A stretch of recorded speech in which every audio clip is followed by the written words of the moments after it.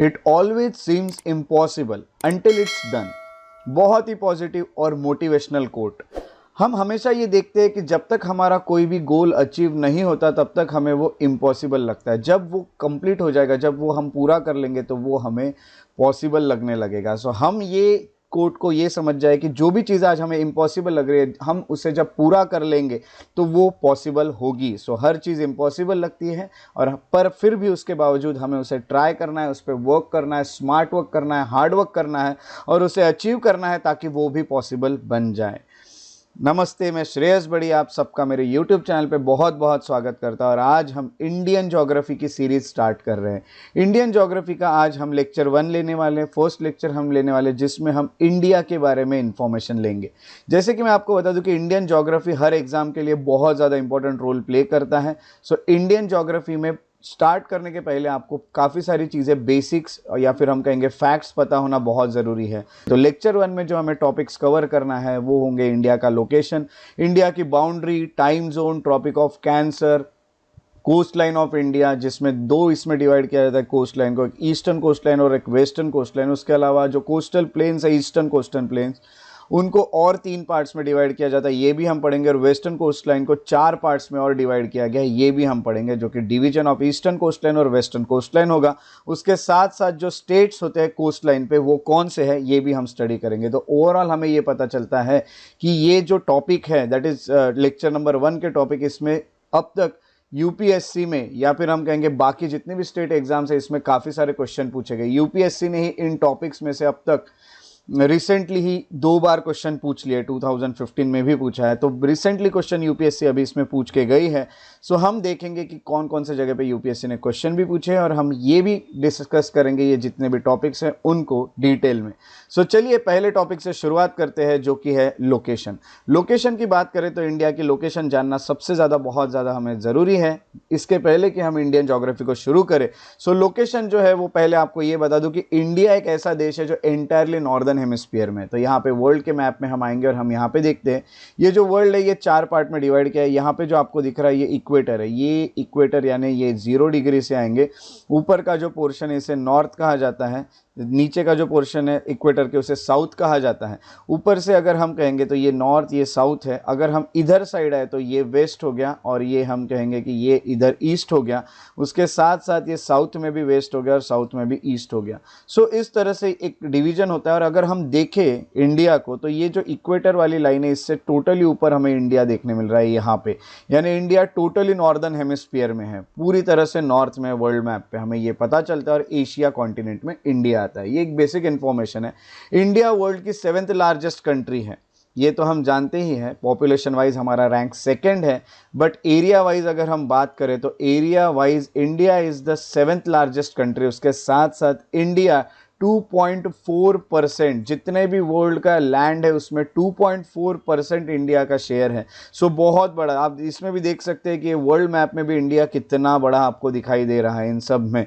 तो इंडिया जो है ये काफ़ी एक 7th रैंक पे दिख रहा है आपको, काफ़ी बड़ा एक देश है। उसके साथ साथ अगर हम लैटिट्यूड की बात करें और लॉन्जिट्यूड की बात करें, सो लैटिट्यूडनल एक्सटेंट इंडिया का अगर देखा गया तो यहाँ पे हम देख सकते हैं लैटिट्यूडनल एक्सटेंट और लॉन्जिट्यूडनल एक्सटेंट। लैटिट्यूडनल एक्सटेंट है 8 डिग्री 4 मिनट्स, यहाँ पे डिग्री और इसको मिनट्स कहा जाता है, नॉर्थ में, और 37 डिग्री 6 मिनट्स नॉर्थ में। अब आप सोच रहे होंगे कि दोनों इसमें मैंने नॉर्थ क्यों लिखा है, जबकि इंडिया का ऊपर का नॉर्थ है तो नीचे का तो साउथ होना चाहिए। नहीं, ऐसा नहीं होगा, क्योंकि इंडिया पूरी तरह से नॉर्दर्न हेमिस्फीयर में आता है, इसीलिए हम इंडिया के ऊपर के पार्ट को भी नॉर्थ और नीचे का भी एक्सटेंट को नॉर्थ में ही कंसिडर करेंगे। अगर इंडिया नीचे साउथ में होता आधा तो हम साउथ कह रहे थे, तो ये दोनों नॉर्थ आएगा। और इंडिया दोनों तरफ से ईस्ट में, लॉन्जिट्यूड्स में, इसीलिए हम इसको ईस्ट ही कंसिडर करेंगे।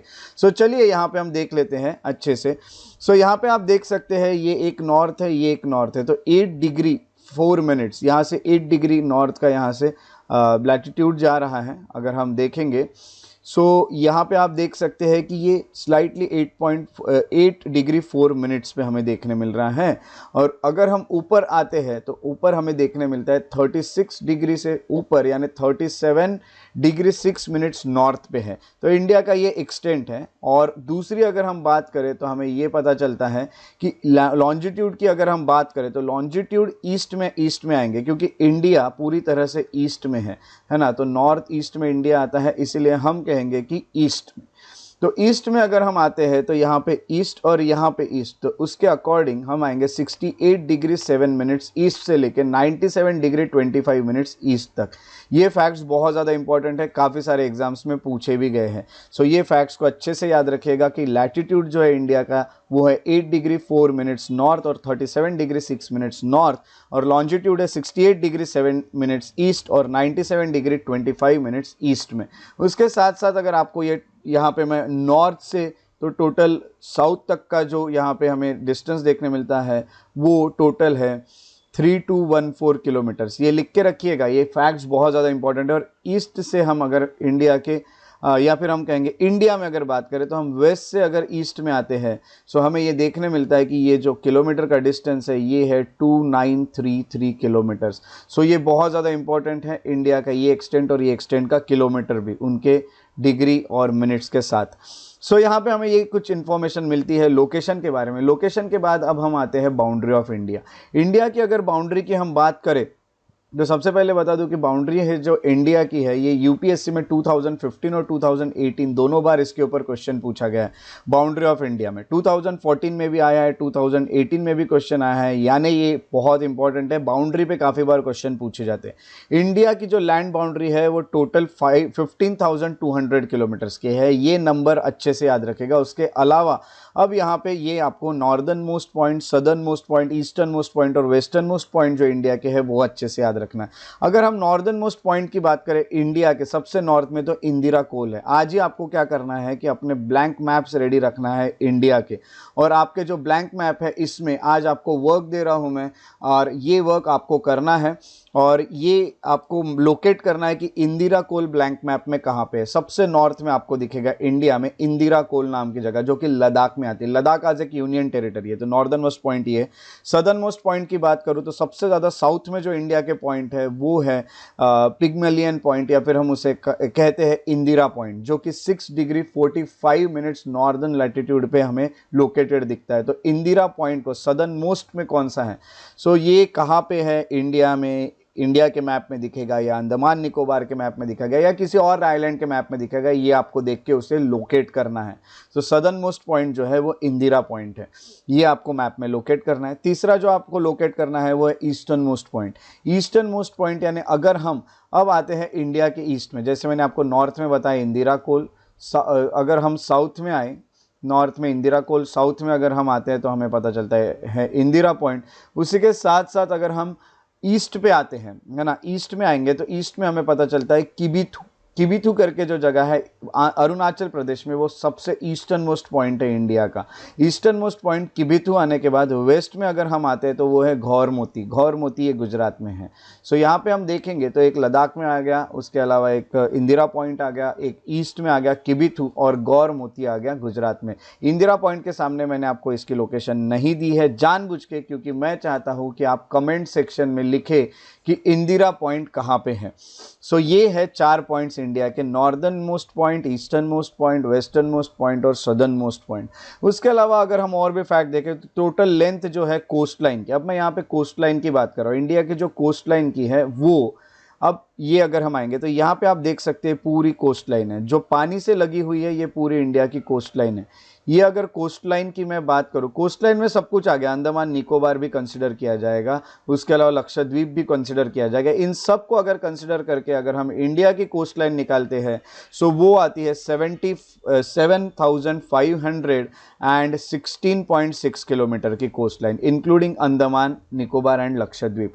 सो ये भी बहुत ज़्यादा इंपॉर्टेंट है कि कोस्ट लाइन कितनी बड़ी है इंडिया की। इसके ऊपर ऑलरेडी क्वेश्चन यूपीएससी में 2015 और 2018 में पूछा गया है। अब हम आगे बढ़ते हैं और हम देखते हैं टाइम जोन को। इंडिया के टाइम जोन की अगर बात करें तो इंडिया का ये जो एक्सटेंट है ना, तो ये जो एक्सटेंट है ये काफ़ी बड़ा है। और आपको पता है कि जैसे जैसे आप ईस्ट से वेस्ट में ट्रैवल करोगे, वर्ल्ड में बोल रहा हूँ, सो यहाँ पे टाइम जो है ये पीछे पीछे जाएगा। यानी ईस्ट में पहले सनराइज होगा, उसके बाद वेस्ट में होगा, यानी वेस्ट का जो टाइम है वो हमसे पीछे। सो यहाँ से लेके यहाँ तक का जो हम पोर्शन की बात करें तो ये भी काफ़ी एक बड़ा एक्सटेंट है, जिस कारण यहाँ भी टाइम के डिफरेंसेस आ सकते हैं। ऐसे डिफरेंसेस अलग अलग जगह पे ना आए, इसीलिए हमने क्या किया है, इंडिया में तो एक स्टैंडर्ड लाइन को कंसिडर किया जिसको IST कहा जाता है, इंडियन स्टैंडर्ड टाइम। ये जो लाइन होती है ये 82.5 डिग्री ईस्ट से जाती है और यहाँ पे जो टाइम होता है इसी को पूरे इंडिया का टाइम माना जाता है। सो हम कहेंगे 82.5 डिग्री ईस्ट से स्टैंडर्ड मेरिडियन जो है वो पास्ट होता है थ्रू मिर्ज़ापुर इन यूपी में मिर्ज़ापुर नाम की जगह है, वहाँ से ये पास होगा, यहाँ पे आपको देखने मिलेगी। और उसके साथ साथ आपको ये भी बता दूँ कि it is a standard time zone of India, जैसे कि मैं ऑलरेडी आपको बता भी चुका हूँ ये सब चीज़ें। उसके बाद आपको ये बता दूँ कि ये मेरिडियन कौन कौन से स्टेट से जाती है, इसके ऊपर क्वेश्चन आ सकता है। इसको स्टार मार्क करके रखिएगा, चाहे UPSC हो या चाहे कोई भी स्टेट पब्लिक सर्विस कमीशन हो या SSC हो या एटसेट्रा एटसेट्रा, कोई भी एग्जाम हो, ये जो क्वेश्चन है ये बहुत कॉमन है, ये आने के बहुत चांस है कि इंडिया का जो IST मेरिडियन है वो कहाँ कहाँ से जाता है। वो जाता है उत्तर प्रदेश से, मध्य प्रदेश से, छत्तीसगढ़ से, ओडिशा से और आंध्र प्रदेश से। ये याद रखिएगा, ये 1 2 3 4 5 स्टेट से जहाँ से ये मेरिडियन गुजरता है। सो ये जो 5 स्टेट्स है जहाँ से ये हम कहेंगे IST या फिर 82.5 डिग्री ईस्ट वाला जो हमारा IST का जो मेरिडियन है वो जहाँ जहाँ से जाता है उसके ऊपर क्वेश्चन आते हैं, जैसे मैंने आपको बताया। और कभी कभी ये भी क्वेश्चन आते हैं कि सीक्वेंस बताइए, तो सीक्वेंस भी आपको पता होना चाहिए। सबसे पहले उत्तर प्रदेश से जाएंगे, इसीलिए हम इसको मैप में देख लेते हैं। तो आप देखेंगे सबसे पहले उत्तर प्रदेश आ रहा है, उसके बाद मध्य प्रदेश से होके गुजर रहा है, तीसरा हम कहेंगे तो छत्तीसगढ़ से आके गुजर रहा है और उसके बाद वो ओडिशा में आता है और उसके बाद वो आंध्र प्रदेश में आ रहा है। सो इस तरह से ये जो IST है ये इन 5 स्टेट से जाता है जिसको हम कहते हैं टाइम जोन। अब हम कहेंगे गुजरात से लेकर अरुणाचल प्रदेश की अगर बात करें, मैंने कहा कि ये डिस्टेंस काफ़ी बड़ा है, तो हम अगर ये डिस्टेंस की बात करें गुजरात से लेकर अरुणाचल प्रदेश की, तो 2 आवर्स का यहाँ पे डिफरेंस आता है। ऐसे डिफरेंसेस ना आए, अगर ऐसे डिफरेंसेस आने लगे तो इंडिया में ही डिफरेंट टाइम्स हमें देखने मिलेंगे। और ऐसा ना हो, ऐसी सिचुएशंस को अवॉइड करने के लिए हम एक स्टैंडर्ड टाइम को कंसिडर करते हैं और वो होता है 82.5 डिग्री ईस्ट से गुजरने वाला मेरिडियन। अब हम यहाँ पे ये चीज़ें हमें पता चलती है। उसके बाद हमारा जो टॉपिक है वो है topic of cancer. Topic of cancer की बात करें तो इंडिया से टॉपिक ऑफ कैंसर गुजरता है। अब मैं सबसे पहले यहाँ पे आपको वर्ल्ड मैप में भी एक बार इंडिया दिखाता हूँ। ये जो इंडिया है, यहाँ आपको इंडिया देखने मिल रहा है, ये इंडिया है, यहाँ पे इक्वेटर वाली लाइन है और ये है ट्रॉपिक ऑफ कैंसर, नीचे ट्रॉपिक ऑफ कैप्रिकॉर्न। ये देखिए जो ट्रॉपिक ऑफ कैंसर की लाइन है ये पूरी तरह से आपको दिख रही है कि ये इंडिया से गुजर रही है। सो इंडिया से ट्रॉपिक ऑफ कैंसर जाता है, तो इसके ऊपर ये क्वेश्चन आ सकता है कि इंडिया से कौन कौन से स्टेट से ट्रॉपिक ऑफ कैंसर जाता है। ट्रॉपिक ऑफ कैंसर की अगर हम बात करते हैं सो हम सबसे पहले यहाँ पे ये कहेंगे कि ट्रॉपिक ऑफ कैंसर 8 स्टेट से जाता है। कुल मिला के tropic of cancer passes through 8 states.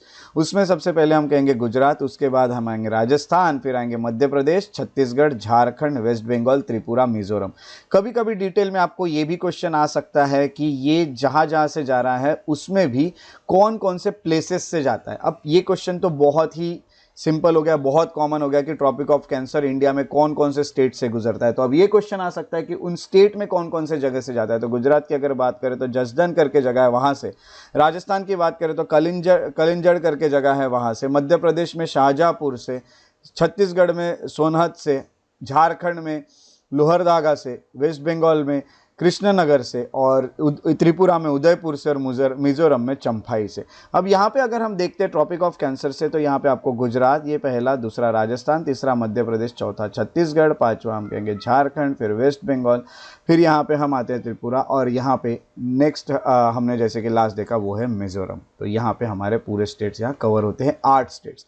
8 states में आपको ये बता दूं कि 8 स्टेट से जाने के साथ साथ उदयपुर जो है, ये कुछ और फैक्ट्स है जिसमें क्वेश्चन आ सकते हैं, वन लाइनर। तो सबसे नियरेस्ट जो है जगह इस ट्रॉपिक ऑफ कैंसर की वो है उदयपुर, जो कि त्रिपुरा में आती है। कभी क्वेश्चन आए तो याद रखेगा। और माही रिवर 2 बार कट करती है इस लाइन को, 2 जगह से Mahi river cuts this line twice.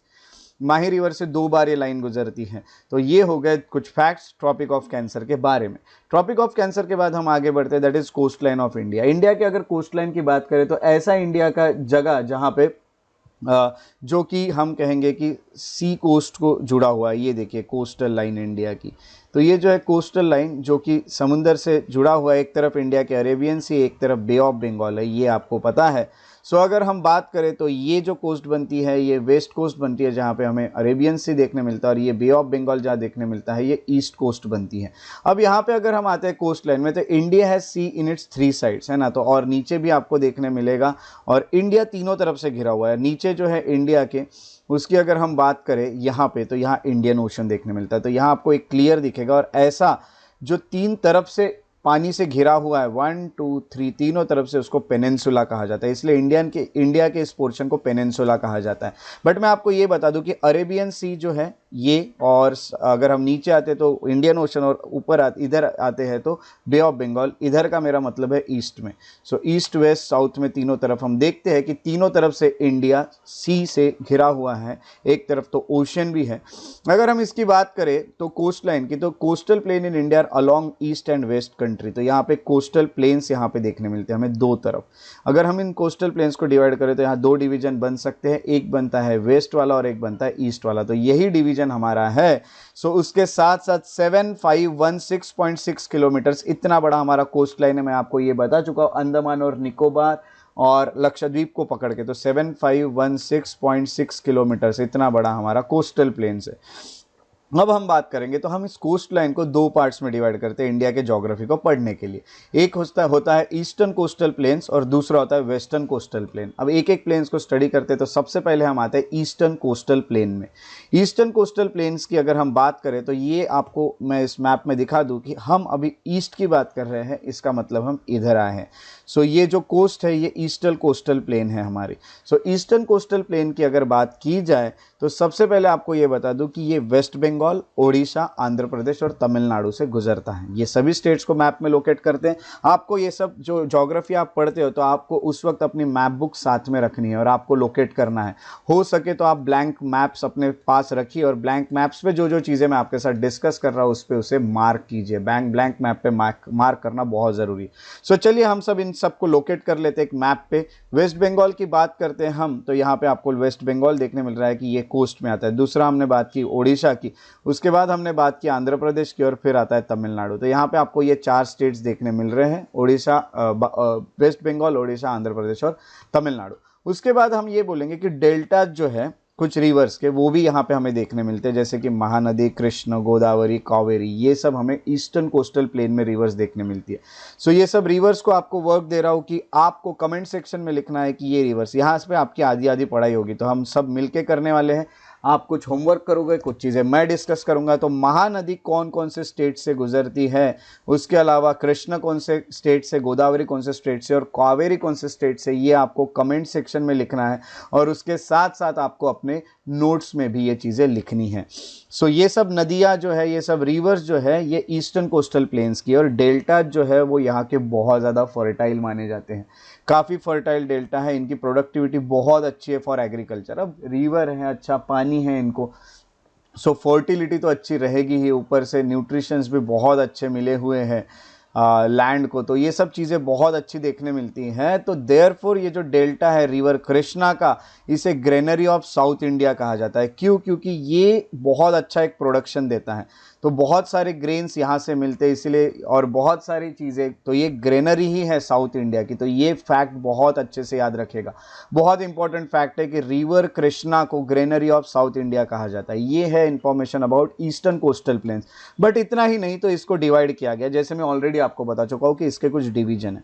अगर हम डिवीजन ऑफ ईस्टर्न कोस्ट की बात करते हैं, सो इसमें टोटल 3 डिवीजन्स हैं, जैसे कि मैं स्टार्टिंग में आपको बता चुका हूँ। सो ईस्टर्न कोस्ट में 3 डिवीजन में एक आता है उत्कल। उत्कल ये वर्ड आपने सुना होगा कहीं पे, जब हम अपना जनगण मन जो है ये गाते हैं, हमारा नेशनल एंथम, तो उसमें उत्कल ये वर्ड आता है।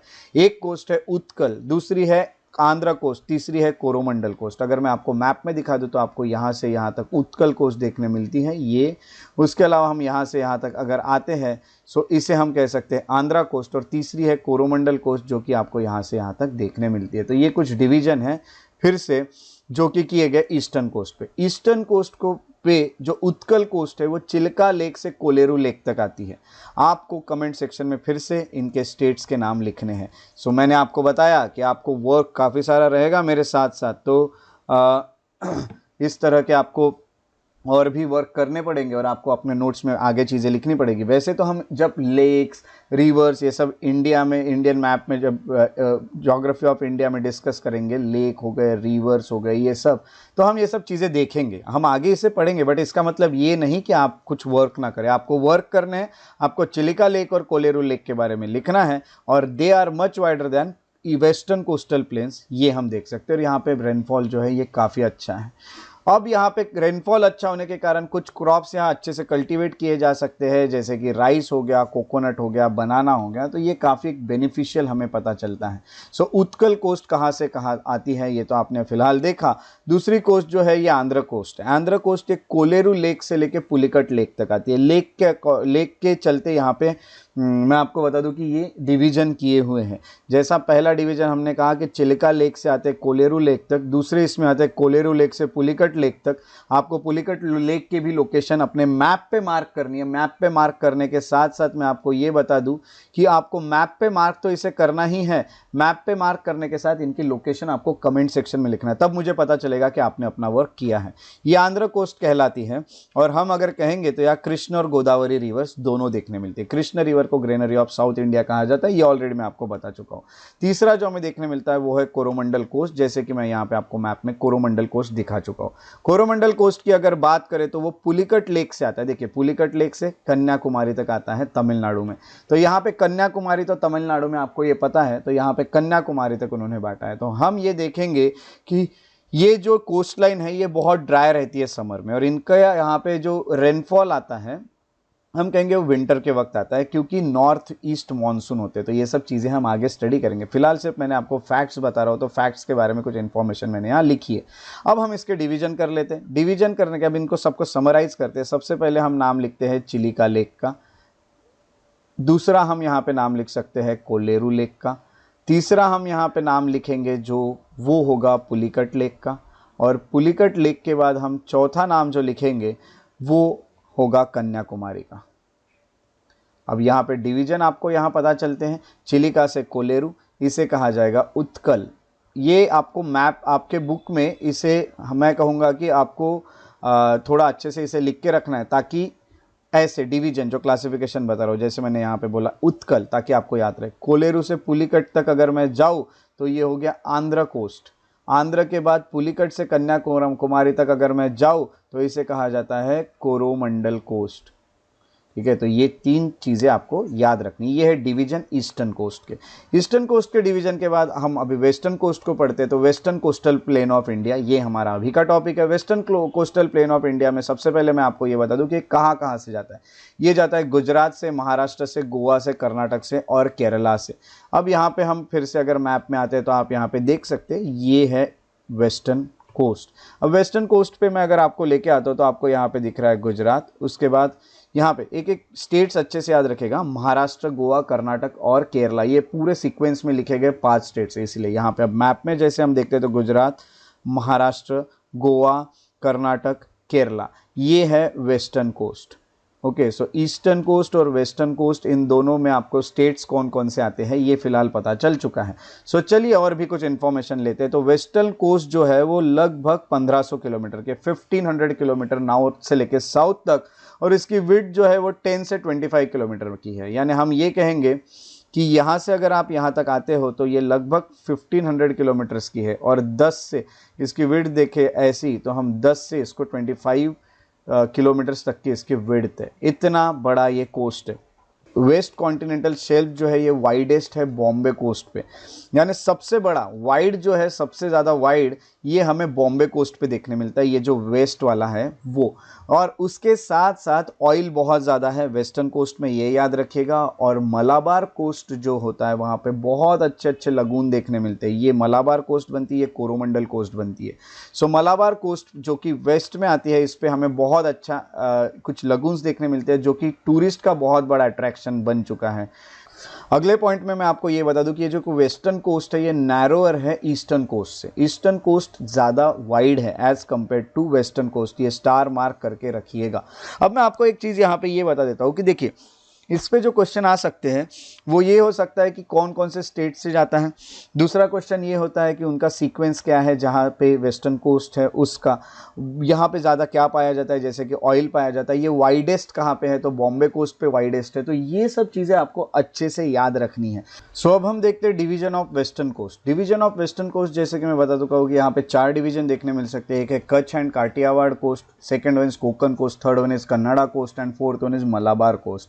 एक बार मैप में लोकेट कर लेते हैं। यहाँ पे काठियावाड़ प्लेन्स पे आपको ये देखने मिल रहा है, सेकंड यहाँ पे आपको यहाँ कोकन प्लेन्स देखने मिल रहा है, फिर आपको कन्नड़ा प्लेन्स देखने मिल रहा है, फिर आपको मलाबार प्लेन्स देखने मिल रहा है। सो ये कुछ इसके डिवीजन है। और सबसे पहले मैं आपको ये बता दूं, कच्छ और काठियावाड़ की बात करें सो कच्छ जो है फॉर्मली अ गल्फ, ये गल्फ है। और आपको यहाँ पे पता है कि कुछ सिल्ट होते हैं जो इंडस लेके आती है, तो इंडस यहाँ पे सिल्ट जमा करते हैं और ये बन जाता है गल्फ। इसके बारे में हम आगे पढ़ेंगे, पर आपको ये बता दूं कि एरिया ऑफ कच्छ जो है यहाँ पे शैलो वाटर है, क्योंकि यहाँ पे सिल्ट लाए गए हैं और ड्यूरिंग मानसून ये बहुत शैलो वाटर होता है, बहुत डीप नहीं होता है। मानसून के वक्त पानी होता है और इसको ग्रेट रन भी कहा जाता है ना। तो इसको 2 पार्ट में डिवाइड किया जाता है। एक होता है ग्रेट रन जो कि नॉर्थ में आता है, great run of Kutch, and second आता है लिटिल रन ऑफ कच्छ जो कि ईस्ट में आता है। और काठियावाड़ की बात करें तो वो साउथ में आता है कच्छ के। अब अगर हम कच्छ में आते हैं तो कच्छ में जैसे कि मैंने आपको बताया कि नॉर्थ में अगर हम जाएंगे तो ग्रेट रन आ गया ऑफ कच्छ। अगर हम साउथ में आते हैं कच्छ के तो हमें ईस्ट में अगर हम आते हैं तो हमें लिटिल रन देखने मिलता है, ईस्ट में लिटिल रन ऑफ कच्छ। तीसरा हम कहेंगे कि अगर हम साउथ में आए तो यहाँ पे हमें काठियावाड़ देखने मिलता है। सो ये है कच्छ का ओवरऑल एक एक्सटेंशन। सो ये जो एक्सटेंट है इसमें कच्छ और काठियावाड़ कोस्ट जो है ये मैं आपको यहाँ पे दिखा चुका हूँ इस तरह से। तो ये गल्फ है अगर हम इसको देखते हैं तो। और यहाँ पे अगला हम ये कहेंगे कि कोकन कोस्ट। कोकन कोस्ट की बात करें तो ये दमन से नॉर्थ में, सो गोवा से गोवा तक साउथ में आता है। यहाँ पे राइस और कैश्यू ज़्यादा देखने मिलता है। आपको पता ही है अगर आप गोवा जाओ तो आपको कैश्यू अच्छा वहाँ पे बहुत सस्ते में बहुत अच्छे क्वालिटी के मिल जाते हैं। तो गोवा में कैश्यू और ये राइस ये सब दमन में और गोवा में ये सब हमें देखने मिलता है। तो ये कोकन कोस्ट है। कोकन कोस्ट की यहाँ पे हम बात कर सकते हैं। गोवा से दमन से लेके गोवा तक, दमन से लेके गोवा तक यहाँ पे आएंगे। महाराष्ट्र भी यहाँ पे कवर होते हुए हमें दिख रहा है। उसके अलावा जो तीसरा कोस्ट है वो है कन्नड़ा कोस्ट। कन्नड़ा कोस्ट जो है ये मरमगांव जो है वहाँ से लेके मैंगलोर तक देखने मिलता है। और यहाँ आयरन बहुत ज़्यादा पाया जाता है। यहाँ पे आप देखोगे तो यहाँ से तो मैंगलोर तक, सो मरमगांव से लेके बैंगलोर तक, सॉरी बैंगलोर नहीं मैंगलोर तक, अच्छे से याद रखेगा। तो मरमगांव से लेके ये। अगला है मलाबार कोस्ट। मलाबार कोस्ट में अगर हम आते हैं तो वो मैंगलोर से लेके कन्याकुमारी तक हमें देखने मिलता है। तो यहाँ पे आएंगे, मैंगलोर यहाँ आएगा और यहाँ से लेके कन्याकुमारी तक मलाबार प्लेन्स हमें देखने मिलते हैं।